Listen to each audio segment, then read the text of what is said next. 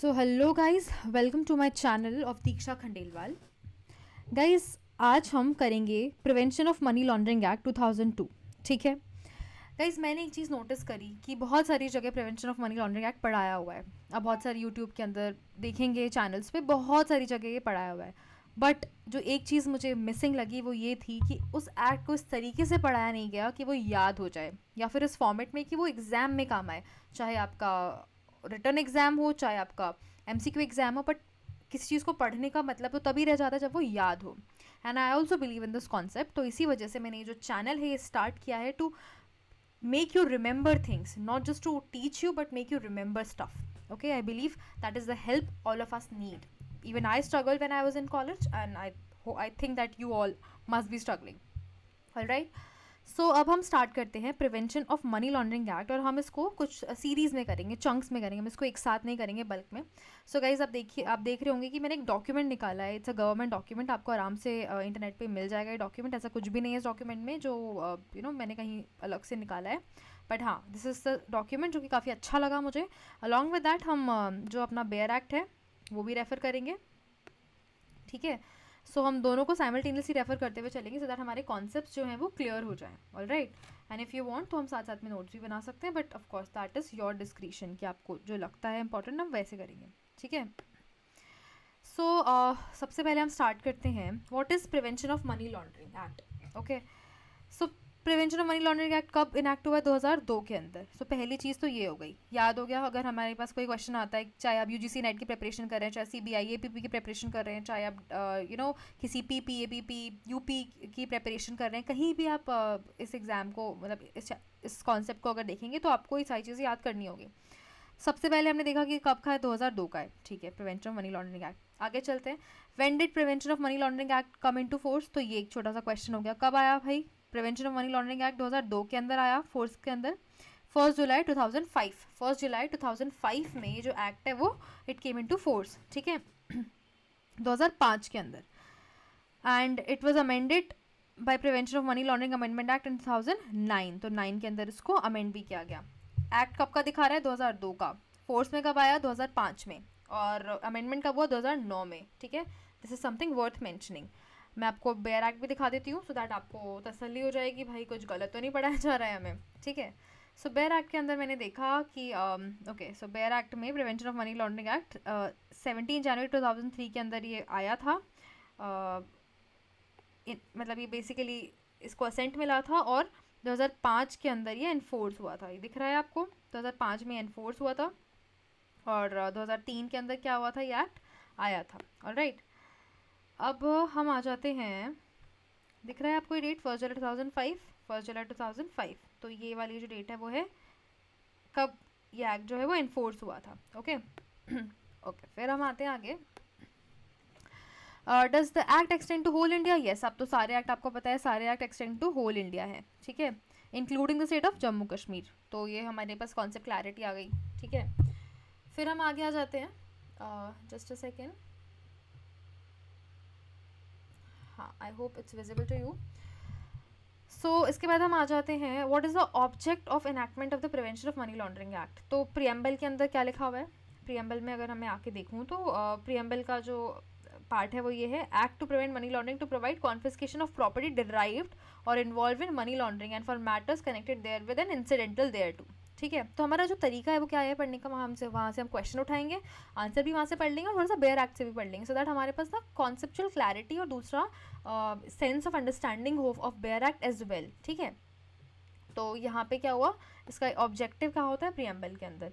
ठीक है, अब मैं अब यहाँ से पढ़ देती हूँ, what is the object of enactment. तो it states in preamble, it is an act to prevent money laundering and to provide for confiscation of property derive from or involve in money laundering or matters connected therewith or incidental there to. मतलब ऐसी property जो derive हुई है या फिर involve हुई है money laundering के अंदर। ठीक है, कोई भी प्रॉपर्टी जो मनी लॉन्ड्रिंग से आई है, ठीक है, या फिर इन्वॉल्व हुई है, ऐसी प्रॉपर्टी के कॉन्फिस्केशन के लिए मनी लॉन्ड्रिंग एक्ट हमने लागू किया है। ठीक है, ये ऑब्जेक्ट है इसका।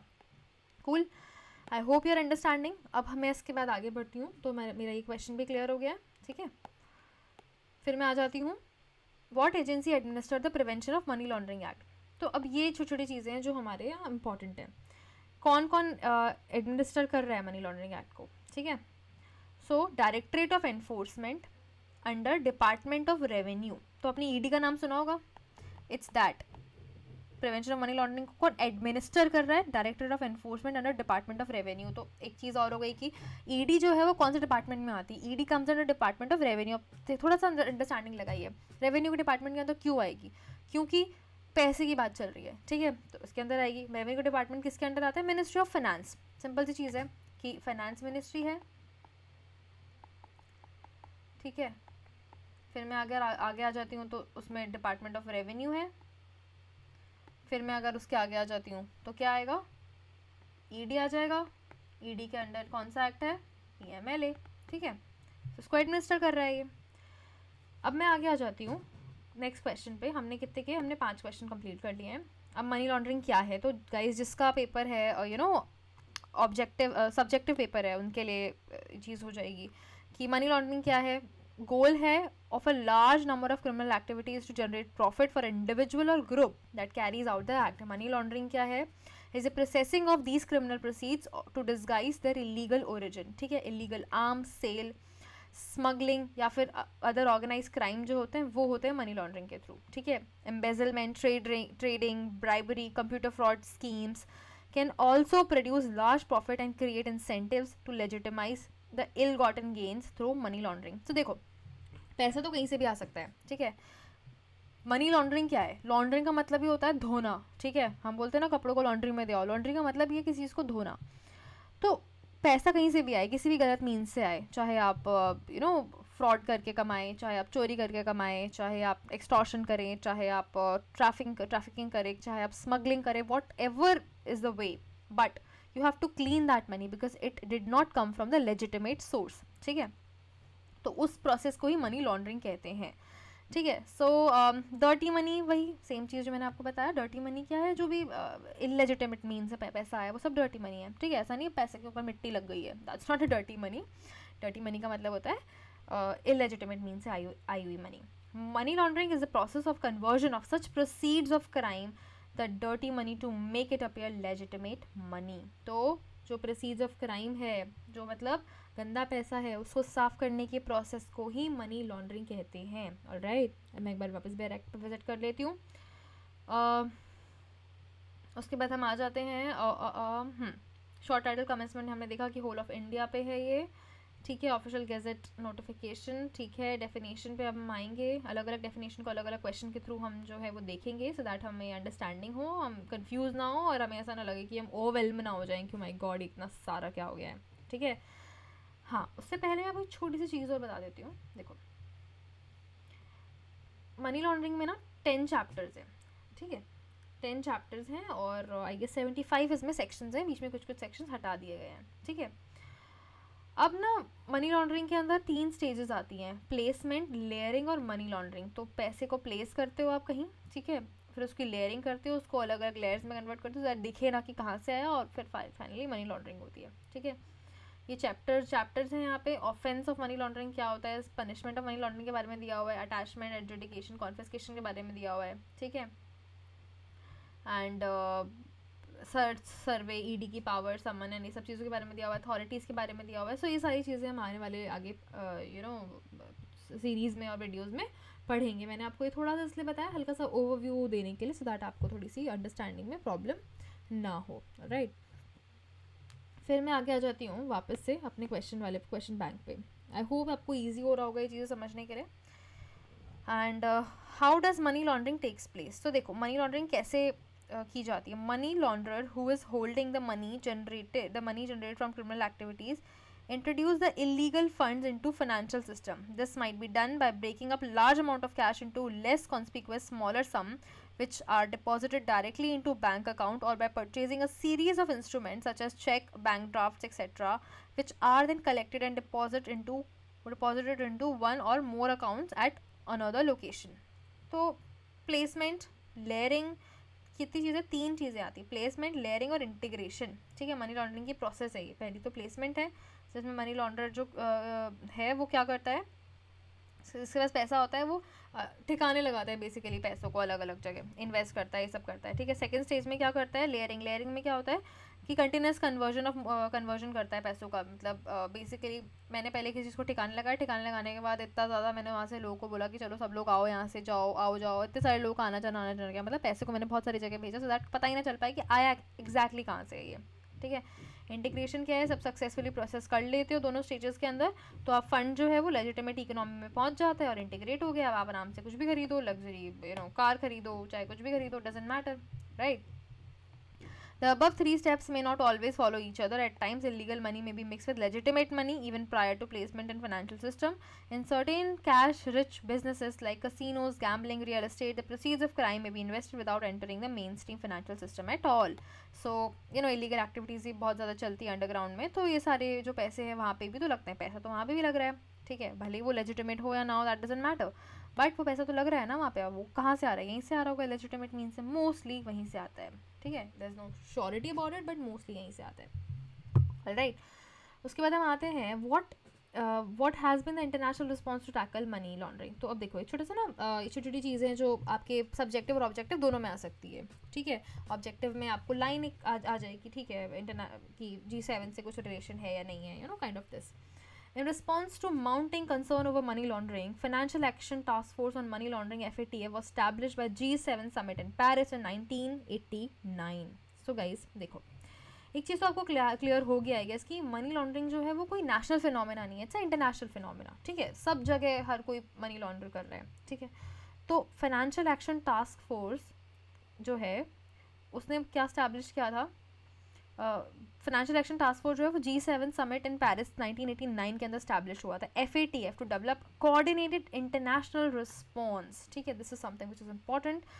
कोऑर्डिनेटेड इंटरनेशनल रिस्पॉन्स कहाँ से हम कर रहे हैं, FATF से, and that was established in G7, that was in 1989, alright, and coordinated international response develop करने के लिए one of the first task of FATF was to develop recommendations which set out the measures of national measures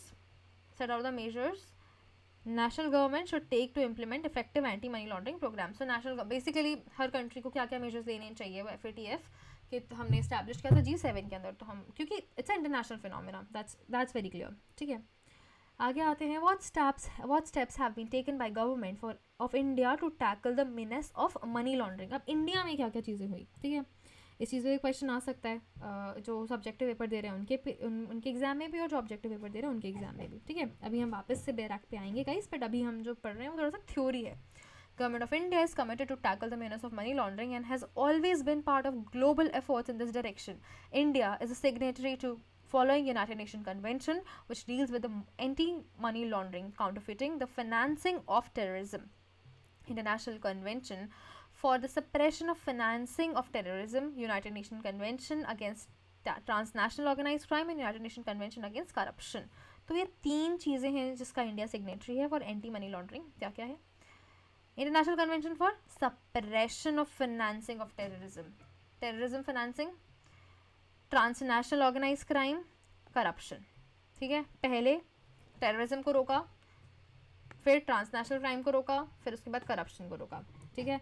In pursuance of political declaration adopted by special sessions of United Nations General Assembly UNGASS held in 18th to 10th June of India was one of the signatory। तो basically क्या बोल रहा है कि political declaration adopt किया था special session के अंदर यूनाइटेड नेशन जनरल असेंबली जो कि 1998 के अंदर हुई थी। इंडिया जो था वो सिग्नेटरी था, ठीक है। बेसिकली इट हैपन बिकॉज हमें चाहिए था कि हम मनी लॉन्ड्रिंग के अगेंस्ट कुछ मुहिम चलाएं। मुहिम तो नहीं चली बट आई वुड से हमने एक्ट ला दिया, ठीक है। Prevention of money laundering act 2002 के अंदर आ ही गया था।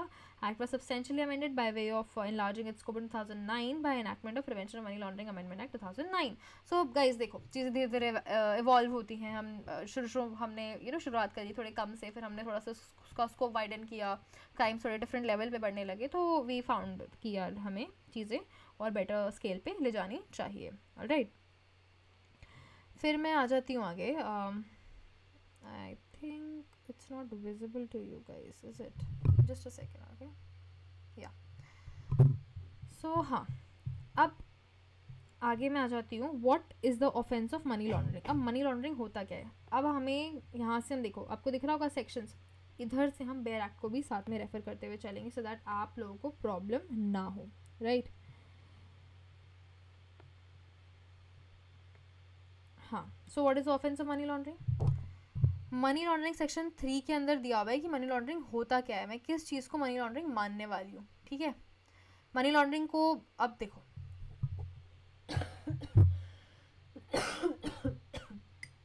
Just give me a second.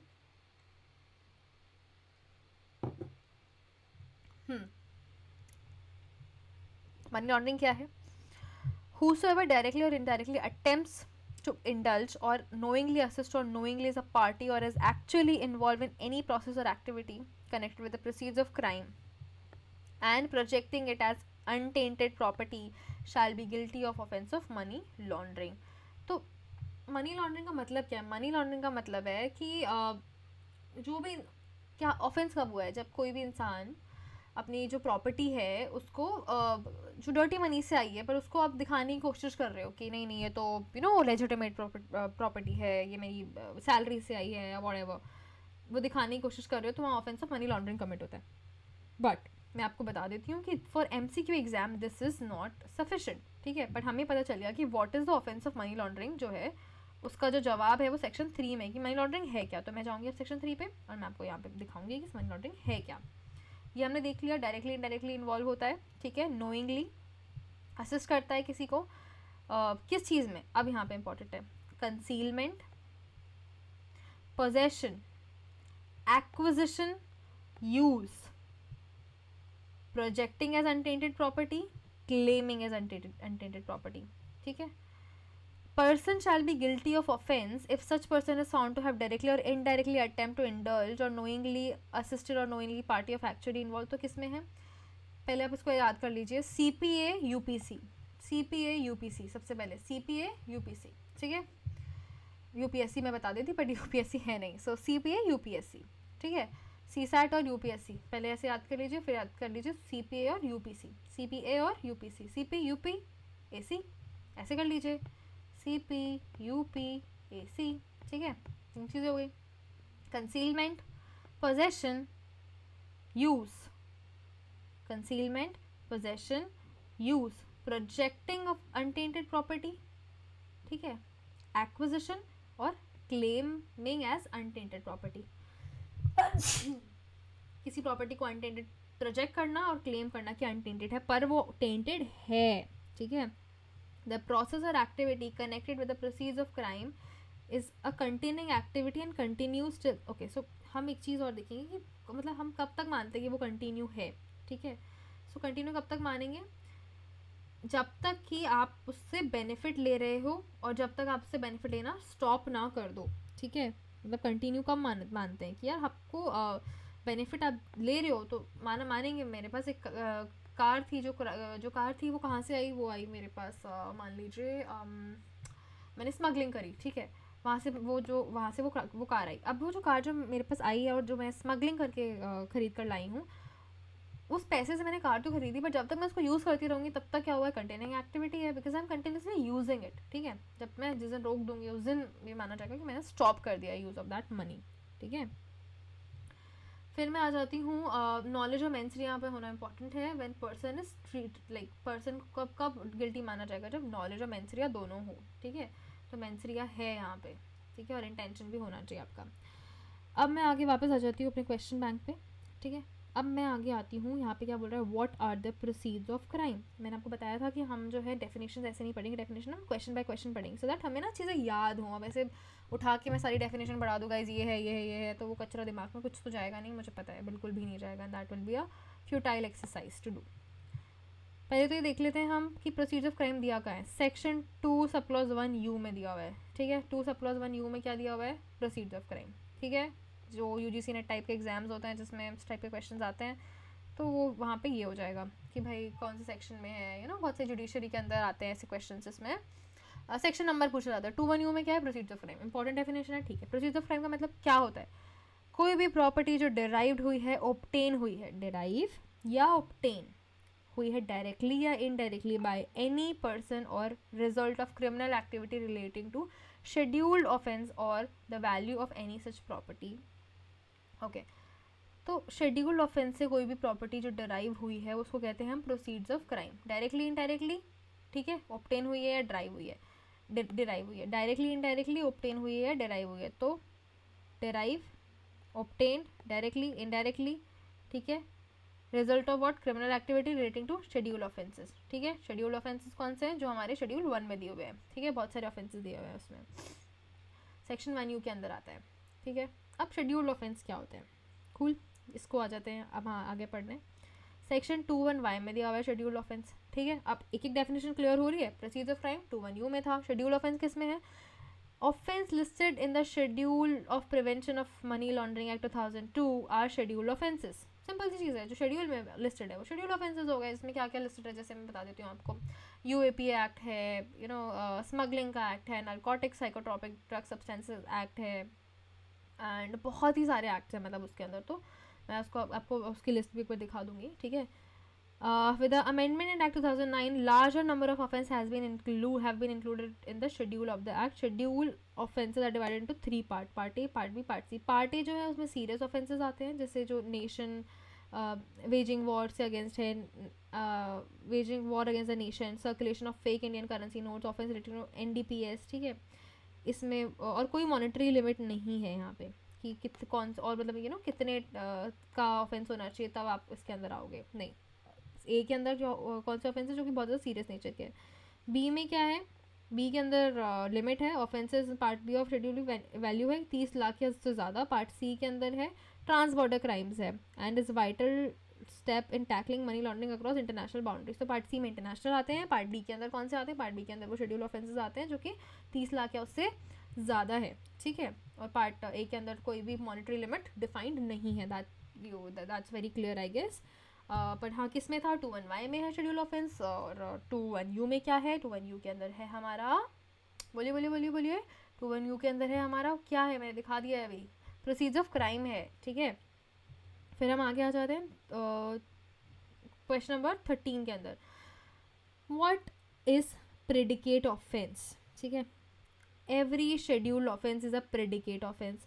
The schedule offence is called predicate offence as the offence is a prerequisite an integral part of money laundering. अब एक चीज़ समझिए, किसी ओके जैसे फॉर एग्जांपल आपके सांस लेने के लिए क्या ज़रूरी है, आपका जिंदा होना। बहुत ही ख़राब एग्जांपल है आई नो, बट जैसे अज्यूम कि आपको सांस लेनी है, पर आप सांस कब लोगे, जब आप जिंदा होंगे। If you are not alive how will you breathe, ठीक है। तो वैसे ही मनी लॉन्ड्रिंग होने के लिए पहले कोई ऑफेंस होना चाहिए, ठीक है। बैठी हूँ, मेरे पास पैसा है, बस कहाँ से क्या है, नहीं बस पैसा है मेरे पास, तो अब मैं बोल रही हूँ कि मैं इसको इधर उधर लगा रही हूँ, तो मैं उसको मनी लॉन्ड्रिंग नहीं बोल पाऊँगी, क्योंकि money laundering it's a part of a chain thing. मतलब मैंने कोई क्राइम किया, मैं तो बता देती हूँ, क्राइम किया मैंने, ठीक है। इस चेन में क्या हुआ, मैंने क्राइम किया, इस चेन के अंदर क्या हुआ, इस चेन के बीच में ही मेरे पास पैसा आया, मनी आई, ठीक है। उस मनी को ही मैंने ठिकाने लगाया ना, उसको ही तो मैंने लगाया ना, उसकी तो मैंने मनी लॉन्ड्रिंग करी है। तो पैसा कहाँ से आना चाहिए, रॉन्ग से आना चाहिए, तभी तो मनी लॉन्ड्रिंग होगी। राइट से पैसा आ रहा है तो उसकी तो RD FD करा रहे हैं ना हम, उसको कौन गलत कह रहा है, उसको तो कोई गलत कह ही नहीं रहा। तो इसीलिए प्रेडिकेट ऑफेंस क्या होते हैं, वो ऑफेंस जो कि मनी लॉन्ड्रिंग करने से पहले आप करते हो, ठीक है। वो इंटीग्रल पार्ट है मनी लॉन्ड्रिंग के ऑफेंस का, क्योंकि शेड्यूल ऑफेंस ही है प्रेडिकेट ऑफेंस, तो वो सारी चीज़ें गलत काम है जो शेड्यूल ऑफेंस है, जो शेड्यूल ऑफेंस दिए हुए हैं वो सब गलत काम है। वही तो है जो गलत काम के थ्रू पैसा डिराइव कर रहे हैं, उसी को तो हम गलत कह रहे हैं। यू गेटिंग माई पॉइंट कि कोई चीज़ गलत कब है, when there is the means is wrong, ठीक है। आप शायद उस पैसे को NGO में लगा रहे हैं बाद में या कुछ भी लगा रहे हैं, but the means is wrong. Now I will consider it as money laundering. आप बोलोगे कि नहीं नहीं मैं तो पैसा NGO में मदद करना चाहता था, no it does not matter, I will consider it as money laundering because I think that you are just projecting other people that you are doing right activity, but technically you are not, okay। I hope you are understanding this thing। अब देखो schedule offence में क्या क्या आ रहे हैं, major acts में बता देती हूँ। IPC, NDPS, unlawful activities prevention act, prevention of corruption act, customs act, SEBI act, copyright act, trademark act, IT act, explosive act and wild life protection act. Guys देखो, क्वेश्चन अगर कभी भी आ जाता है तो मेजर चीज़ें तो आप याद ही रखिए एटलीस्ट, जिसमें जो चीज़ हमें याद नहीं रह सकते, कभी कभी हो सकता है याद ना रहे, हमें लगे ये क्यों आया हुआ है भाई, ये भी है, कॉपीराइट और ट्रेडमार्क भी है, ठीक है। एक्सप्लोजिव हमें कभी भी नहीं लगेगा कि इसमें हमें पता है कि ख़राब चमड़ी वमड़ी हो गई, ये भी हमें नहीं लगेगा क्योंकि फ्रॉड वगैरह होता है। सेबी के अंदर ठीक है नहीं लगेगा, पैसे से रिलेटेड है, तो आई डोंट थिंक सो हमें ऐसा लगना चाहिए, नो, एक कॉमन सेंस जो हमें कहता है। फिर मैं अब आ जाती हूँ करप्शन एक्ट भी बिल्कुल नहीं लगेगा मुझे, अनलॉफुल एक्टिविटी प्रिवेंशन मुझे बिल्कुल नहीं लगेगा, एनडीपीएस भी नहीं लगेगा, आईपीसी भी नहीं लगेगा, ठीक है, कस्टम भी नहीं लगेगा। तो जो जो हमें नहीं लगने वाले हैं, हमें थोड़े से ना डिफरेंट लगते हैं, वो कॉपीराइट और ट्रेडमार्क, हाँ जी, ये भी यू नो शेड्यूल ऑफेंस के अंदर काउंट होते हैं। तो ये किस में आ रहे हैं, एनेक्सर A1 में दिए हुए हैं, ठीक है। अब किसके पास अथॉरिटी है जो कि शेड्यूल ऑफेंस को इन्वेस्टिगेट करे? Schedule offence are investigate by agency such as police, custom, SEBI, NCB, CBI, या फिर ये सब।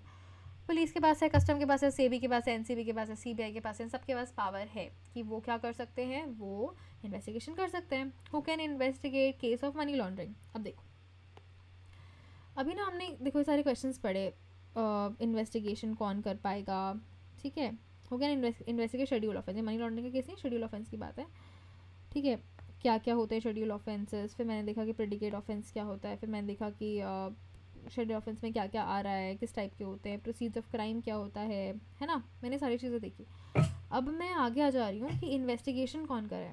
तो इन्वेस्टिगेशन किस में दिया हुआ है? पहले तो सेक्शन 48 49 में दिया हुआ है, ये आपको यहीं से क्लियर हो गया होगा, ठीक है। तो देखो ऐसी चीज़ें याद नहीं होती है, मतलब उठा के एक्ट पूरे पढ़ लेने से कुछ नहीं याद होता है, ठीक है। बट क्वेश्चन वाइज अब हम जाएंगे, अब हम इसको पढ़ने के बाद हम कहाँ जाएंगे, एक्ट में भी जाएंगे। Who can investigate case of money laundering? Section 48 से 49 ऑफ पीएमएलए के अंदर officers of ED, directorate of enforcement, have been given power to investigate cases of money laundering. तो पावर किसको दी हुई है? डायरेक्टरेट ऑफ एनफोर्समेंट, ईडी को दी हुई है पावर 48 और 49 सेक्शन के अंदर, ठीक है। इन्वेस्टिगेट करने के पावर किसको दी हुई है मनी लॉन्ड्रिंग के केसेस की? ईडी को। Officers have also been authorized to initiate proceedings for attachment of property and launch prosecution in the designated special court. Case file करने की पावर, अटैचमेंट की पावर, प्रोसीडिंग्स इनिशिएट करने की power किस में दी हुई है गाइस? ये दी हुई है हमें सेक्शन 48 और 49 ऑफ पीएमएलए के अंदर। आई होप इट्स क्लियर, ठीक है। अब मैं आ जाती हूँ section 48 49 of PMLA, as promised कि मैं आपको बेयर एक्ट के साथ साथ पढ़ाऊँगी। Now let's come to section 48 and 49 of PMLA. तो क्वेश्चन क्या था? इंपॉर्टेंट है, कन्फ्यूजन है, सॉल्यूशन कुछ पता नहीं वाला हिसाब नहीं होना चाहिए कि सॉल्यूशन जब मिला तो क्वेश्चन ही भूल गए, राइट। हाँ, सो किसके पास पावर है इन्वेस्टिगेट करने की? ईडी के पास, ठीक है। 48 49 में पावर है। अब क्या है? There shall be following classes of authority for the purpose of act: director और एडिशनल डायरेक्टर और junior director, deputy director, assistant director, other such officer. Central government may appoint such persons as it thinks fit to be authorized authorities for the purpose of this act. Without prejudice, the provision of subsection 1, central government may authorize a director, additional director, joint, ये सब चीज़ें, director, additional, joint, deputy, ये सब not appoint under subsection, appoint other authorities below the rank of assistant director, subject to such conditions, limitations, and impose an authority may exercise power, discharge duties conferred upon this act. तो 40 49 के अंदर power किसको दी हुई है? ED को दी हुई है। ईडी के सारे ऑफिसर्स की बात कर रहा है यहाँ पे, अगर आपको ना पता हो तो director, additional director, joint director, deputy director, assistant director, इनके पास पावर है, ठीक है। Appointment and power of authorities and other officers, तो भाई सेंट्रल गवर्नमेंट के लिमिटेशंस कंडीशंस के अकॉर्डिंग अथॉरिटी जो है वो पावर एक्सरसाइज कर सकती है, अपनी ड्यूटीज़ कन्फर कर सकती है, ठीक है। और ये जो डेप्यूटी डायरेक्टर, असिस्टेंट डायरेक्टर और जॉइंट डायरेक्टर, ये सब लोग इनके पास पावर है कि वो अदर अथॉरिटीज़ को भी अपॉइंट कर सकते हैं below the rank of assistant director, ठीक है। Below the rank of assistant director मतलब ये है पहले, फिर ये है, फिर ये है, फिर ये है, इसके नीचे वालों को अपॉइंट करने की पावर किसको दे दी गई है? इन लोगों को दे दी गई है, ठीक है। I hope it's clear.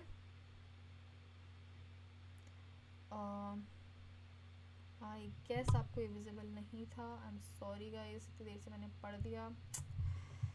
पूरे वापस बता देती हूँ। ये सब लोग आपको दिख रहे होंगे यहाँ पे, और इनको जो पावर है वो दी हुई है कि इन खुद की रैंक के नीचे वाले ऑफिसर्स को अपॉइंट कर सकते हैं, ठीक है। अब मैं आ जाती हूँ वापस से अपने क्वेश्चन बैंक पे। तो क्वेश्चन क्या था यहाँ पे? क्वेश्चन था who can investigate case of money laundering, तो ईडी है हमारे पास। क्लैरिटी आ गई यहाँ पे। What are the possible actions against which can be taken against person properties involve in money laundering? क्या क्या पॉसिबल ऑफेंसेस, पॉसिबल एक्शंस हो सकते हैं, नॉट ऑफेंसेस, पॉसिबल एक्शंस हो सकते हैं जब जो इंसान मनी लॉन्ड्रिंग करता है उसके अगेंस्ट। देखिए क्या क्या लेजिटिमेट एक्शन हो सकते हैं। अटैचमेंट हो सकता है प्रॉपर्टी का, ठीक है। कॉन्फिस्केशन हो सकता है, उसको डिस्पोज ऑफ कर सकते हैं प्रॉपर्टी को। पर्सन अगर गिल्टी माना गया कि इसने ऑफेंस किया है, ठीक है, उसको इम्प्रिजनमेंट कितना कर सकते हैं? For a term which shall not be less than 3 year but which may extend up to 7 year and shall also be liable to fine up to ₹5 lakh, section 4 of the act.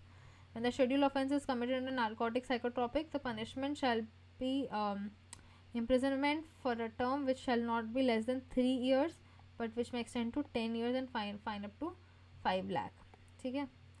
तो यहाँ पे ना एक change है, वैसे मैं आपको बता देती हूँ। ये तो पहले तो पनिशमेंट में बता देती हूँ। देखो ये सेक्शन 4 के अंदर दिया हुआ है ये जो पनिशमेंट है, ठीक है। आपको पता नहीं होगा, सेक्शन 4 के अंदर ये पनिशमेंट दी हुई है, ठीक है।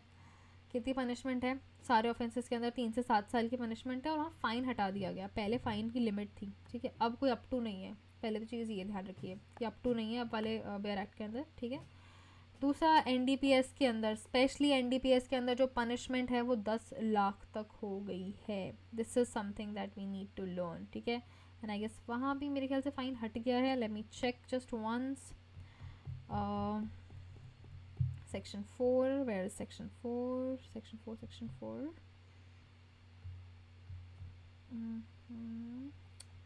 Here it is. So हाँ 10 years बट नो फाइन। तो फाइन जो है यहाँ पे हटा दिया, लिमिट हटा दिया, फाइन नहीं हटाया, लिमिट हटाई है। बिकॉज गाइज इससे ज़्यादा फाइन तो आराम से चला जाता है आजकल। 5 लाख की लिमिट हटा दी है, फाइन कितना भी हो सकता है। अगेन यहाँ पे हम इस चीज़ का ध्यान रखेंगे, ठीक है। आगे आ जाते हैं। What are the powers available to the investigating officers under this act. तो इन्वेस्टिगेटिंग ऑफिसर के पास क्या पावर है? मैं आपको एक एक सेक्शन पढ़ाऊंगी अभी, नेक्स्ट वीडियो के अंदर। एक बार मैं इसको बस आज इतना तो बता देती हूँ उस वीडियो में। Investigating officer have the power to conduct survey of place, to conduct search of building, place, vessel, vehicle, aircraft.